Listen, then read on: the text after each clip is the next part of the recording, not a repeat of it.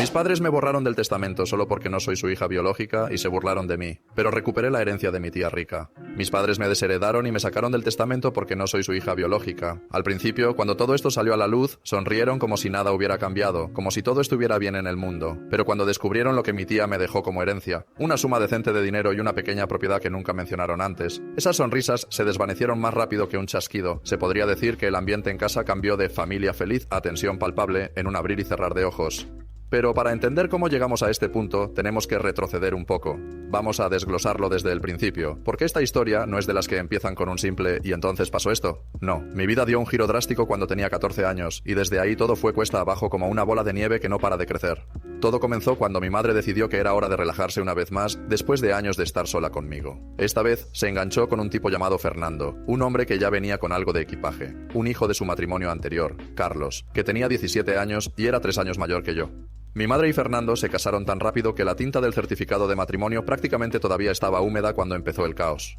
Al principio pensé que podría lidiar con ellos, ¿sabes? Nueva dinámica, nueva familia, solo hay que adaptarse, ¿verdad? Pero no pasó mucho tiempo antes de que Carlos y yo dejáramos claro que no íbamos a ser los mejores amigos. Desde el primer día había una vibra extraña entre nosotros, como si ambos supiéramos que esto iba a ser un desastre, pero nadie quería decirlo en voz alta. La tensión empezó a acumularse como una olla a presión lista para estallar. Al comienzo eran las pequeñas cosas las que me sacaban de quicio. Conflictos menores, tonterías que surgen cuando dos personas que no se conocen de nada se ven obligadas a compartir un espacio y a fingir que son familia. Por ejemplo, Carlos tenía esta costumbre irritante de dejar los platos sucios apilados en el fregadero como si fuera un monumento a su pereza. Y por supuesto, cuando mi madre o Fernando entraban a la cocina y veían el desastre, ¿a quién le echaban la culpa? A mí.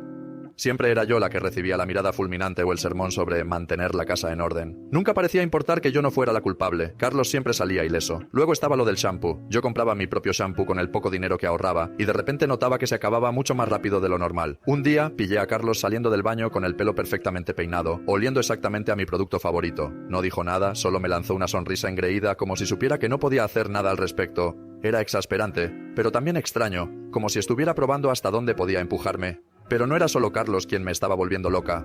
Fernando, mi nuevo padrastro, tenía esta manera de manejarlo todo que me hacía sentir como si yo fuera el problema principal de la casa. Si algo salía mal, un vaso roto, una factura olvidada, lo que sea, él asumía automáticamente que era mi culpa sin siquiera molestarse en preguntarme qué había pasado. Me miraba con esos ojos fríos y decía cosas como «Tienes que empezar a ser más responsable», mientras yo estaba ahí, atónita, pensando «¿En serio?». Y mi madre, bueno, ella estaba tan ocupada tratando de hacer que esta nueva mezcla familiar funcionara, que no se daba cuenta de lo que estaba pasando delante de sus narices. Lo ignoraba todo, defendía a Carlos cada vez que yo intentaba señalar algo, y actuaba como si todo estuviera perfectamente bien mientras yo me ahogaba en frustración. Era como si viviera en una realidad alterna, donde yo era la villana y ellos eran los héroes tratando de mantener la paz. Las cosas se pusieron aún más complicadas aproximadamente un año después de que Fernando y Carlos entraran en nuestras vidas. Mi madre y él anunciaron que estaban esperando un bebé, y de repente, todo giró en torno a eso.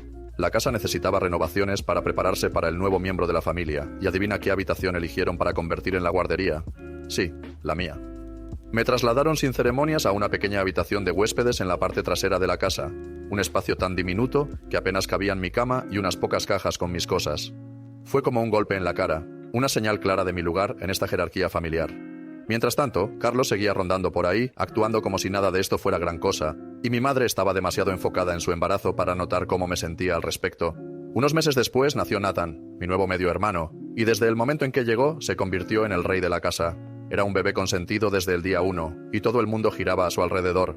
Carlos, sintiendo este cambio en la dinámica, decidió que era el momento perfecto para volverse aún más insoportable. Abandonó la universidad, donde supuestamente estaba construyendo su futuro, y regresó a casa como si fuera el hijo pródigo, pero no volvió solo.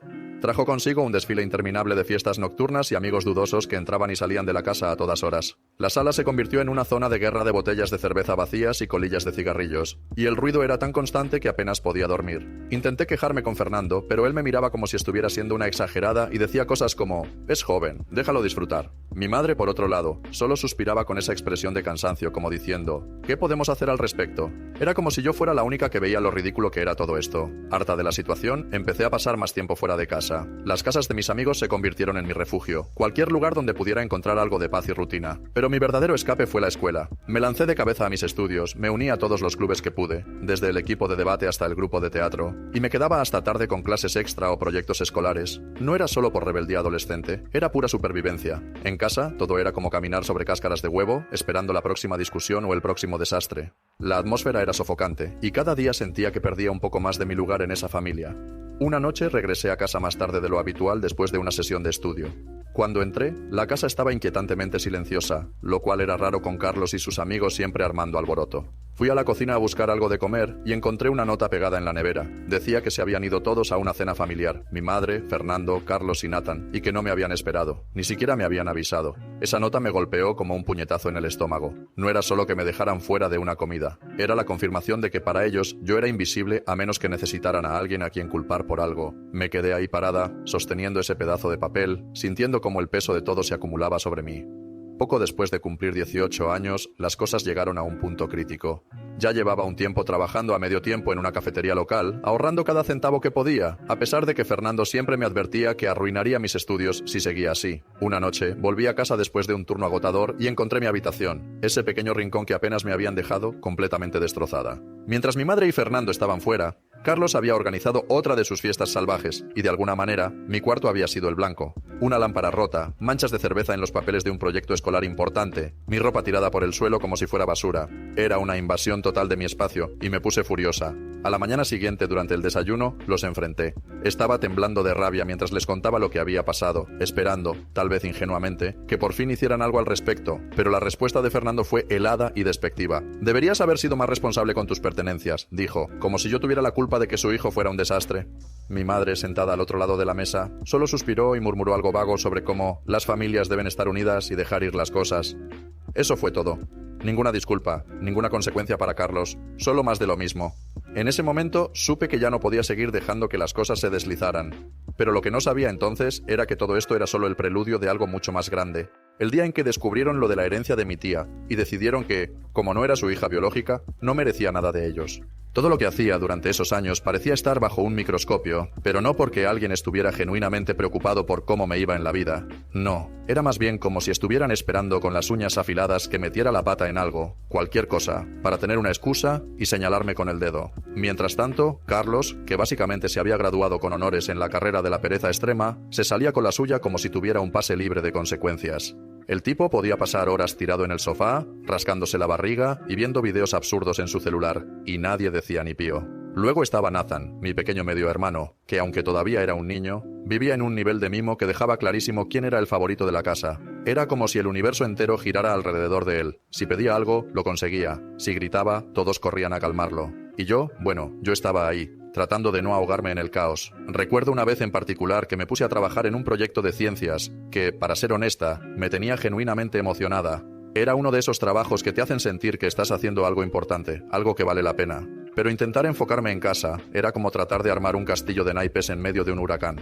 Quería un poco de paz, así que intenté improvisar un espacio decente en una esquina de la sala. Puse mis libros, mi portátil, unos apuntes desordenados y traté de crear una especie de burbuja de concentración. Pero claro, eso era pedirle peras al olmo.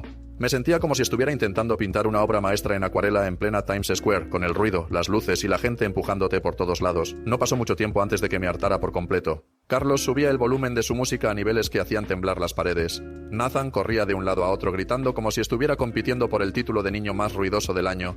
Y Fernando, mi padrastro, siempre encontraba una manera de quejarse.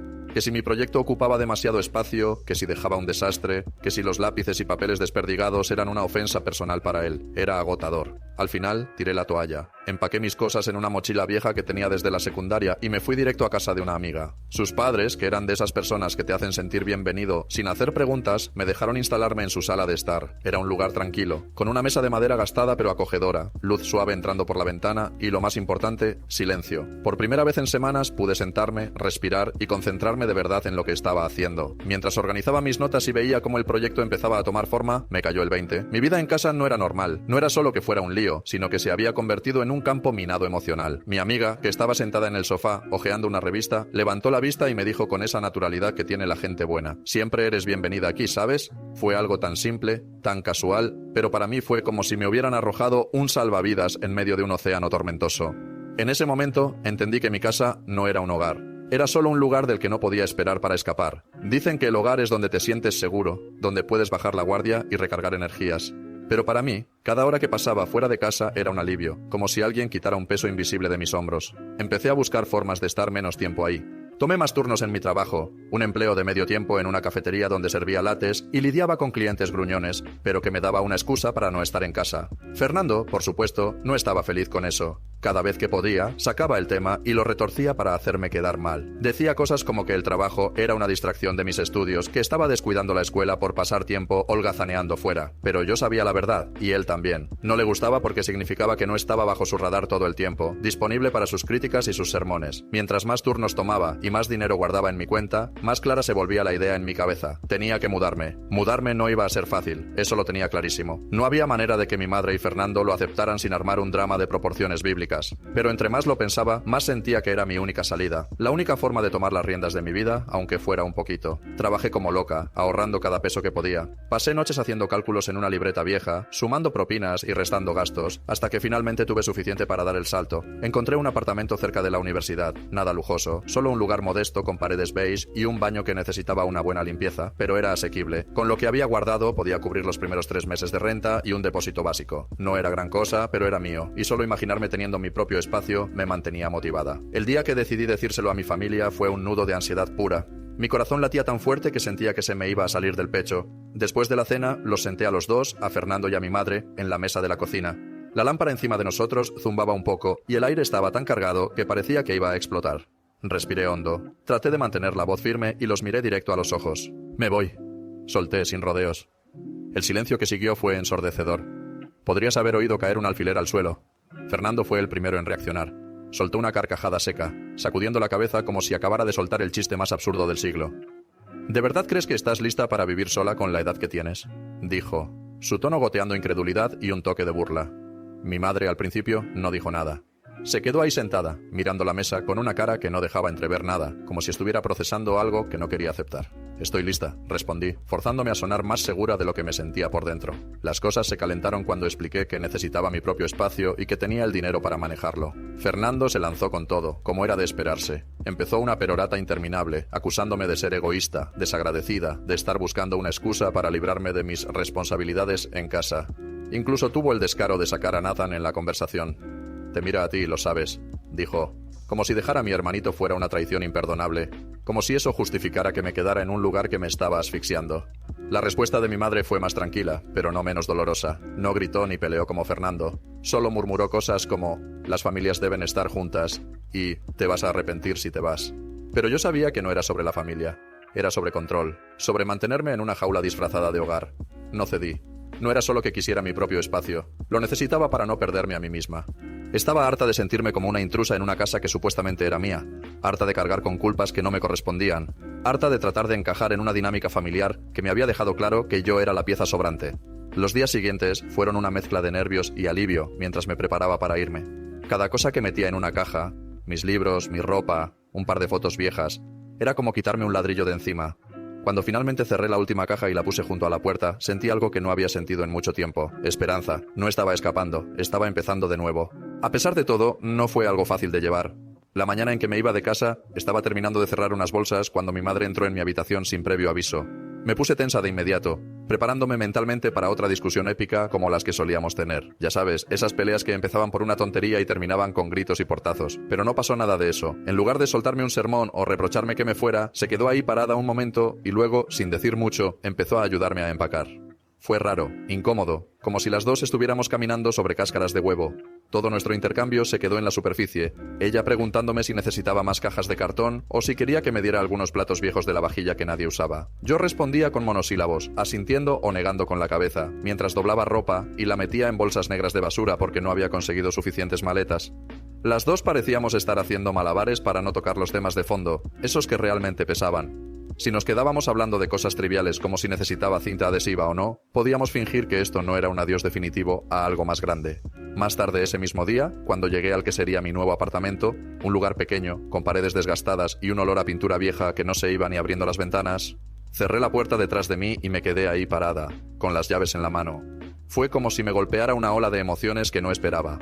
alivio por haber escapado, tristeza por lo que dejaba atrás, emoción por empezar algo nuevo y una ansiedad que me apretaba el pecho como si alguien me estuviera observando. Ahora estaba sola, realmente sola, viviendo por mi cuenta por primera vez en la vida. Era liberador, sí, pero también me daba un miedo que no podía explicar del todo. Las primeras noches fueron las peores. El apartamento estaba tan vacío que cada paso que daba resonaba como en una cueva. El silencio era ensordecedor, y aunque suene extraño, empecé a extrañar los ruidos molestos de casa que antes me sacaban de quicio. Carlos poniendo su reggaetón a todo volumen hasta que los vecinos golpeaban la pared, Nathan corriendo por el pasillo como si estuviera entrenando para una maratón, y las quejas interminables de Fernando sobre cualquier cosa, desde el desorden en la cocina hasta el precio de la luz. Nunca pensé que echaría de menos ese caos, pero ahí estaba, sentada en mi sofá de segunda mano, deseando escuchar algo que rompiera esa quietud abrumadora. Sin embargo, con el tiempo, empecé a encontrarle el lado bueno al silencio. A medida que pasaban los días y luego las semanas, fui sintiendo que por fin podía respirar profundo sin tener que estar calculando cada movimiento. Ya no había que andar de puntillas por la casa, preocupada por si Fernando estaba de mal humor, o si Carlos había invitado a medio barrio a otra de sus fiestas improvisadas. Podía entrar y salir cuando me diera la gana, cocinar una tortilla a las 3 de la mañana si me apetecía, o dormir 12 horas seguidas sin que nadie me despertara gritando. Por primera vez en años, sentí que estaba descubriendo quién era yo realmente, lejos del desorden emocional y las tensiones constantes de mi familia. Era un tipo de libertad que no había experimentado antes, como si me hubieran quitado un peso invisible de los hombros. La vida pronto encontró su ritmo. Me organicé rápido entre el trabajo, las clases en la universidad y mantener mi pequeño apartamento en orden. No era un palacio. Había manchas en el techo que no podía quitar y una gotera en el baño que nunca arreglé del todo. Pero era mío, y eso me bastaba. Ahora que no vivía bajo el mismo techo que mi madre y Fernando, la relación con ellos se volvió más manejable, más fría, pero controlada. Mantenía cierta distancia, aunque de vez en cuando los veía para no cortar del todo el contacto. Eso simplificaba las cosas, evitaba los enfrentamientos largos y me dejaba espacio para respirar. Pero una noche, de la nada, todo cambió con una llamada. Era mi madre. Su voz sonaba apagada, más distante de lo habitual, como si estuviera leyendo un guión que no le gustaba. Después de un par de frases vacías sobre el clima y cómo estaba el tráfico, soltó la bomba. Fernando ha estado pensando en su testamento. Lo dijo con un tono tan casual que casi se me escapa el peso de sus palabras, como si estuviera comentando que iba a llover más tarde. Quiere asegurarse de que todo esté en orden, añadió. Yo me quedé callada, sosteniendo el teléfono contra mi oreja, esperando a que siguiera. Ella dudó un segundo y luego continuó. Ha decidido incluir a Carlos y a Nathan, pero no a ti, porque él es su hijo biológico. Le parece más lógico. Ahí estaba, el golpe directo al estómago. Aunque nunca había esperado gran cosa de Fernando, nunca fue precisamente un padre para mí. Escucharlo tan claro, tan crudo, me dolió más de lo que imaginé. No era por el dinero, ni por las cosas materiales. Era el mensaje detrás de eso. Una patada en la cara que me recordaba, una vez más, que no era parte de la familia. No de verdad, ni siquiera después de todos estos años viviendo con ellos. Me forcé a responder con calma, tragándome el nudo en la garganta. Lo entiendo, dije, aunque no era cierto. Mi madre debió notar algo en mi voz, porque rápidamente intentó suavizarlo. Sabes que esto es solo un tema legal, no cambia lo que pensamos de ti, ¿verdad? No le creí ni por un segundo, pero dejé que la conversación se desviara hacia temas más seguros, como si nada hubiera pasado.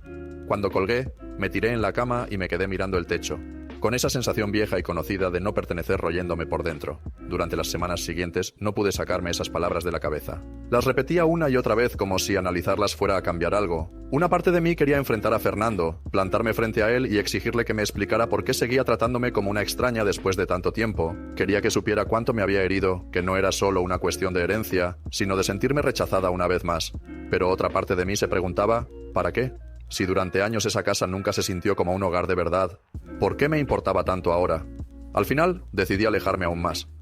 Reduje las visitas al mínimo. Me llené la agenda con clases, turnos en el trabajo y planes con amigos. Empecé a pasar más tiempo con la gente que realmente me hacía sentir valorada. Mis compañeros de la universidad, un par de profesores que se habían convertido en mentores, y algunos colegas del trabajo que se convirtieron en algo parecido a una familia improvisada. Ellos me querían por lo que era, no por lo que podía darles ni porque habíamos compartido una dirección postal durante un tiempo. Poco a poco, el dolor de lo del testamento y de todos esos años sintiéndome como una intrusa empezó a desvanecerse. No fue algo mágico ni instantáneo. Todavía había días en los que el resentimiento me apretaba el pecho, sobre todo cuando iba a alguna reunión familiar y veía a Carlos y Nathan siendo el centro de atención, mientras yo me quedaba en un rincón, como una invitada que llegó por error. Pero aprendí a soltar lo que no podía controlar y a construir mi propio sentido de pertenencia donde sí tenía poder. Unos meses después, Fernando se recuperó de un problema de salud que había tenido, nada grave al final, y la vida para ellos volvió a la normalidad, como si nada hubiera pasado. El verdadero desafío llegó cuando me invitaron a una cena familiar, supuestamente para celebrar que él estaba mejor. Fui, más por compromiso que por ganas, y, como era de esperarse, fue tan incómodo como había imaginado. Fernando estaba ahí, actuando como si todo estuviera bien, haciendo chistes malos mientras cortaba el asado. Mi madre hablaba sin parar de cosas irrelevantes, como el precio de los tomates o el nuevo vecino que había comprado un perro ruidoso. Carlos y Nathan hacían su show habitual, compitiendo por quién contaba la anécdota más exagerada. Y yo, sentada en una esquina de la mesa, apenas abriendo la boca, contando los minutos para poder irme sin que pareciera grosero. Fue una noche que confirmó lo que ya sabía. Mi lugar no estaba ahí, y quizás nunca lo había estado. Pero, por primera vez, eso no me destrozó. Había encontrado mi propio camino, mi propia gente, y eso era más que suficiente. Fernando estaba en medio de una de sus largas historias sobre su proceso de rehabilitación, con ese tono mezcla de orgullo y autocompasión que siempre usaba para captar la atención de todos en la mesa. Mientras tanto, el resto de la familia se sonrojaba y lanzaba exclamaciones exageradas ante el más reciente logro académico de Nathan, como si haber aprobado un semestre en la universidad fuera digno de un Nobel. Carlos, por su parte, no paraba de alardear sobre un nuevo trabajo que, según él, había conseguido de la noche a la mañana, aunque nadie entendía bien cómo ni dónde, y sus detalles vagos solo hacían que sonara más sospechoso. Yo, como siempre, me limité a observar desde mi rincón, apenas abriendo la boca. No es que no tuviera nada que decir, sino que estaba brutalmente claro, como un puñetazo en la cara, que yo era la pieza que no encajaba en ese rompecabezas familiar. La rara, la que siempre estaba un paso fuera del círculo. Sin embargo, esta vez, curiosamente, el pinchazo de sentirme así fue menos agudo, casi como si mi piel se hubiera endurecido después de años de roces similares.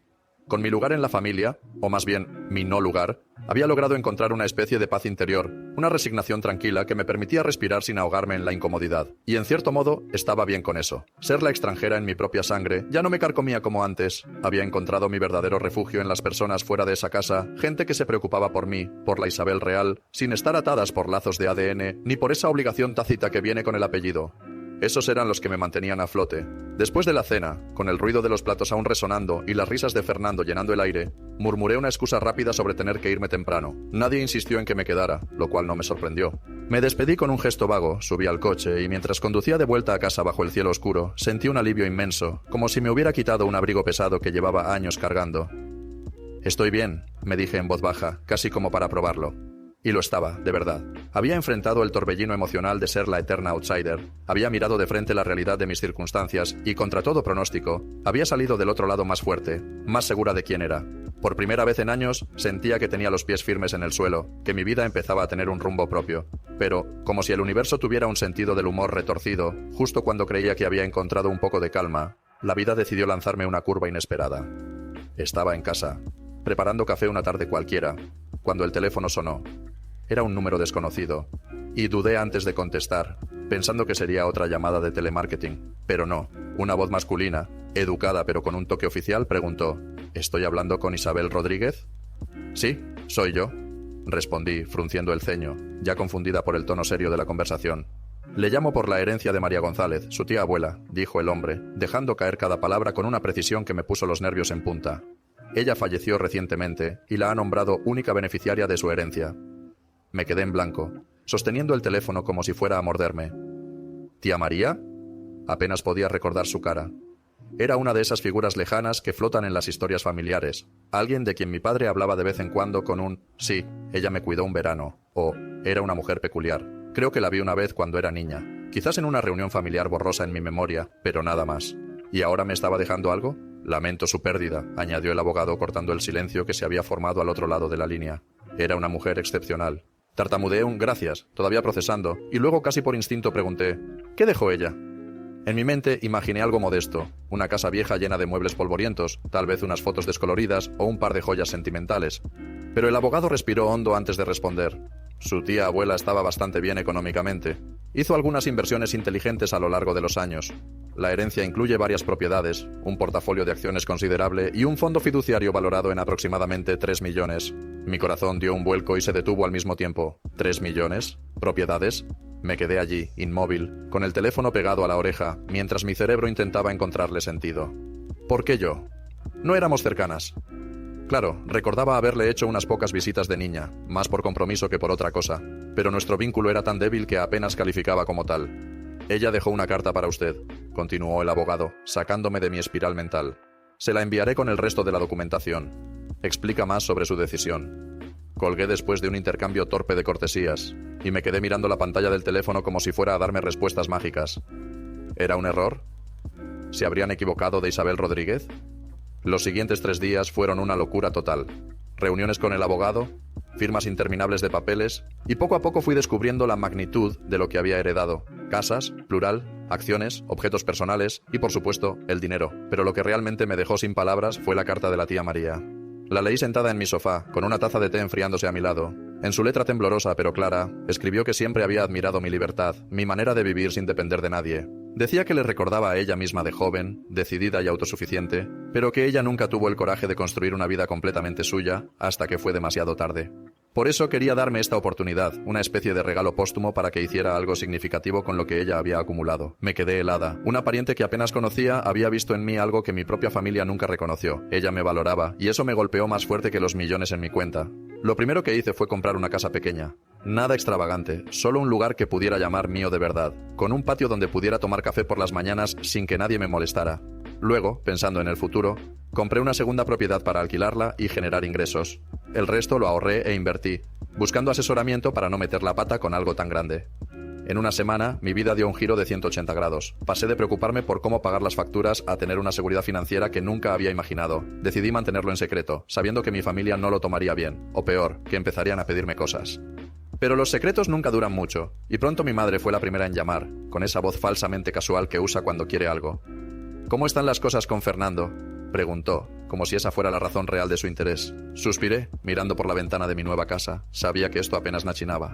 Todo comenzó cuando de repente todos en mi familia empezaron a pedirme dinero. No fue algo sutil, ¿sabes? Fue como si alguien hubiera encendido un letrero de neón sobre mi cabeza que decía «Cajero automático abierto 24/7». Mi teléfono no paraba de vibrar con mensajes. Mi correo se llenó de solicitudes de préstamos. Algunos pedían un pequeño regalo y otros directamente me mandaban listas de lo que necesitaban, como si yo fuera Santa Claus en Navidad. Me sentí completamente abrumada, como si estuviera atrapada bajo una avalancha de manos extendidas. Durante días no supe qué hacer, pero luego algo hizo clic en mi cabeza. Después de años sintiéndome como la oveja negra, siempre apartada en las reuniones familiares, siempre la última en enterarme de las cosas, me di cuenta de que merecía vivir para mí misma, no para cumplir las expectativas de los demás. Así que tomé una decisión. Una tarde, con el corazón latiéndome a 1000 por hora, llamé a mi madre. Le dije sin rodeos que la herencia que había recibido de mi padre me daba, por primera vez en la vida, la oportunidad de tomar las riendas de mi existencia. Le expliqué que necesitaba actuar en mi propio interés, que no podía seguir siendo el banco personal de la familia. Su respuesta no me sorprendió, pero igual dolió. Me llamó egoísta. Dijo que estaba traicionando a la familia, que cómo pude atreverme a guardarme todo, cuando ellos me habían dado tanto. Intenté mantener la calma, aunque por dentro estaba temblando. Me mantuve firme, le dije que no iba a ceder. Después de esa llamada, noté que los mensajes y las súplicas empezaron a disminuir poco a poco. Era como si hubieran entendido que no iba a doblarme esta vez. Claro, no fue fácil. Hubo noches en las que me quedaba mirando el techo, preguntándome si estaba haciendo lo correcto. Pero en el fondo, sabía que esa herencia no era solo un montón de billetes. Era mi boleto para controlar mi destino, algo que nunca había tenido antes. Mi relación con la familia, que ya estaba colgando de un hilo, se puso aún más tensa.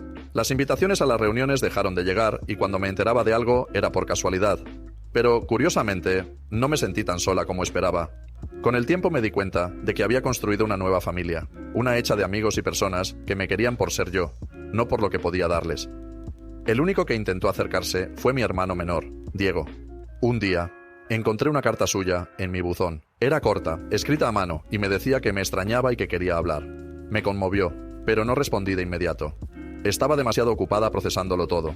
Acepté que no podía cambiar cómo me veía el resto de la familia, así que puse mi energía en construir una vida que me hiciera feliz. Había días en los que sentía alivio, como si me hubiera quitado un peso de encima, pero también había momentos de resentimiento. Por ejemplo, cuando me enteré por redes sociales que Nathan y Carlos, mis primos, seguían siendo el centro de atención en las reuniones familiares, pavoneándose como si nada hubiera pasado. Me hervía la sangre, pero intentaba no darle demasiada importancia. Entonces llegó la verdadera sorpresa. Después de meses de silencio, mi madre me contactó de nuevo. Me pidió que nos encontráramos en un café del centro. Fui, más por curiosidad que por esperanza. Apenas nos sentamos, empezó a hablar de sus problemas financieros, que las cuentas se acumulaban, que no llegaba a fin de mes, que la vida era injusta. Yo escuchaba en silencio, tomando mi café, esperando a ver a dónde iba con todo eso.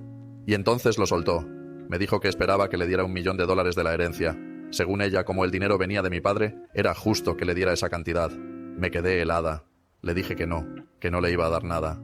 La tensión en esa mesa se podía cortar con un cuchillo. Su rostro cambió, pasó de la súplica a la furia en cuestión de segundos. Me acusó de ser ingrata, egoísta, de no valorar todo lo que había hecho por mí. Intentó hacerme sentir culpable, pero yo ya estaba harta. Pagué mi café, me levanté y me fui sin mirar atrás. Pensé que eso sería todo, pero no. A las pocas semanas, las cosas se pusieron aún más locas. Empezaron a llegar rumores a mis oídos.